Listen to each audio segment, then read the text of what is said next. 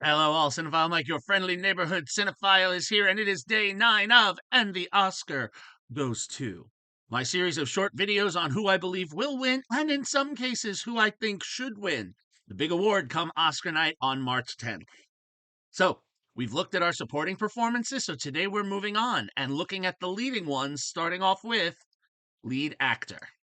And the nominees are Bradley Cooper for Maestro, Colman Domingo for Rustin, Paul Giamatti for The Holdovers, Cillian Murphy for Oppenheimer, and Jeffrey Wright for American Fiction.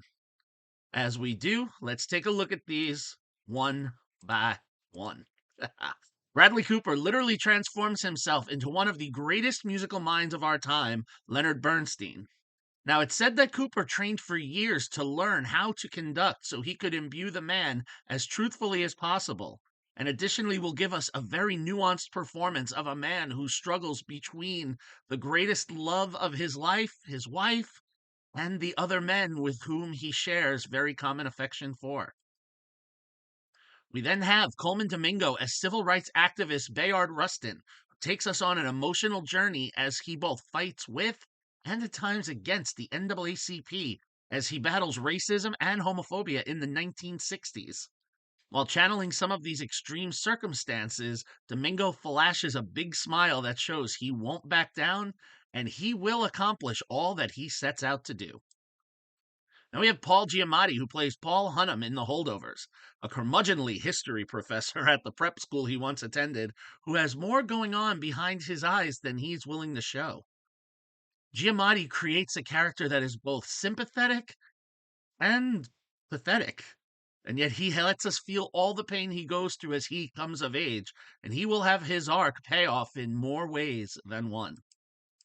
Then we have Cillian Murphy playing the titular J. Robert Oppenheimer with a sincerity and intensity that carries the film the approximate 40 years of history from his student days of becoming a physicist to when he becomes the father of the atomic bomb.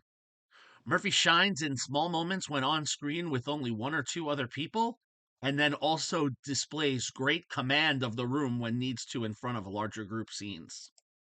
Then we have Jeffrey Wright, who plays two men. Upper-class novelist Thelonious Monk Ellison, an educated academic who teaches in college, and then you have Stag R. Lee, a fictional ex-convict and pen name he creates to sell a book.